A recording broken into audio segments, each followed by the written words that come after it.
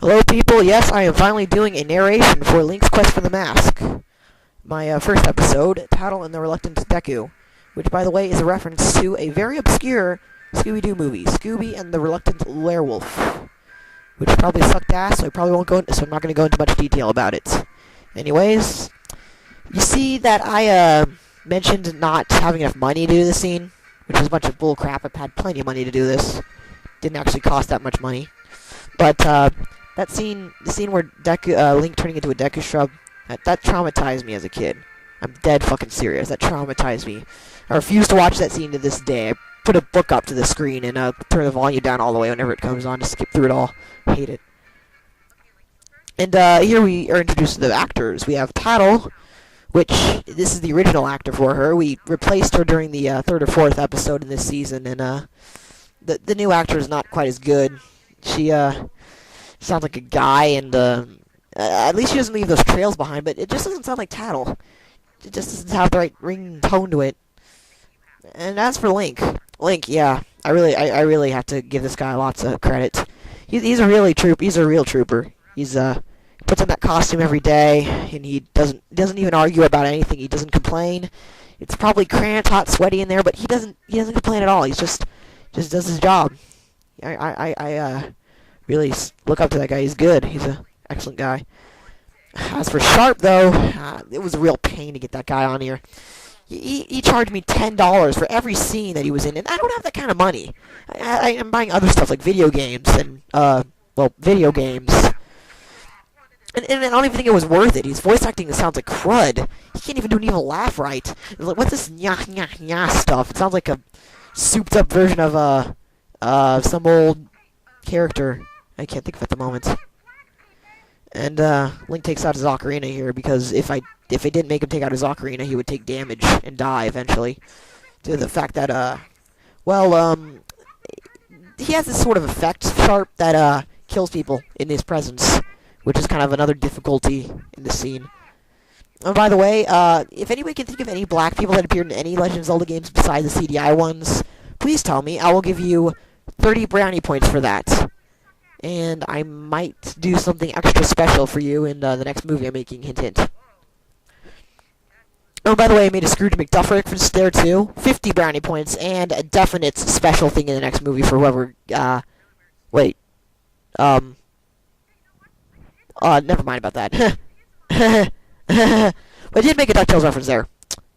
I made a reference to DuckTales, and I really don't like DuckTales that much, though. I don't like that show. You know, a lot of people say it's godly or something. I just don't like it. I don't know why I didn't like it when I was a kid. I just didn't. Don't ask me why, because I can't remember.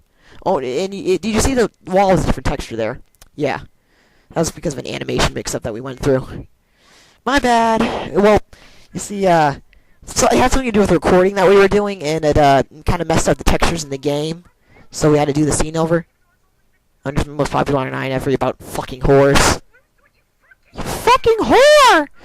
Yeah, that line isn't actually by me. That's not my own original line. It's actually from a very popular machinima from the internet.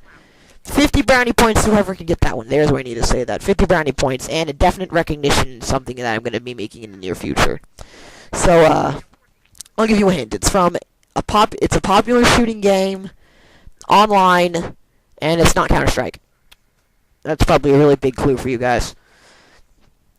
And it was, and actually all this stuff with Link flying from the flowers was completely live action. None of this was, edited in any way. Well, except for maybe, I don't know. Yeah, but he actually did fly using flowers. I guess it was slowed down a bit to give it a more realistic effect, but, those were, actual propeller flowers, and since Link is, kind of light enough to do that, we just did. But this scene actually was fully blue screened. There was a blue screen all around here. There are blue screens attached to Link, blue screen wires. That's how he flow right there. That's why his hat's lifted up into such an odd angle. Because his hat isn't actually attached to his head, it's glued onto his head. It would explain why it has such weird physics. And it doesn't fly off at all anytime. So yeah, everything in the scene is blue screened. Except for the characters, of course.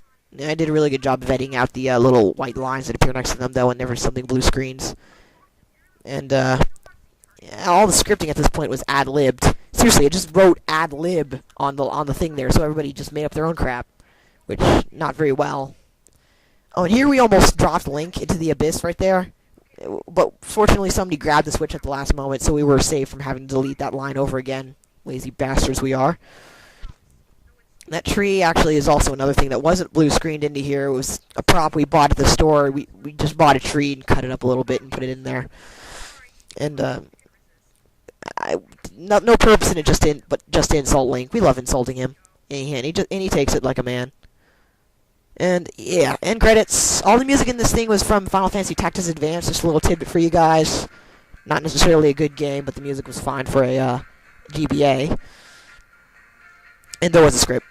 Voices by Keep Read Out the Mail. There's going to be a little joke in this thing where all the characters had their genders next to them, but I just took that out. I didn't feel like doing it. Or I didn't have enough space, I don't remember. Well, I'm going to do commentaries for the other things next, so talk to you guys later, and later, losers!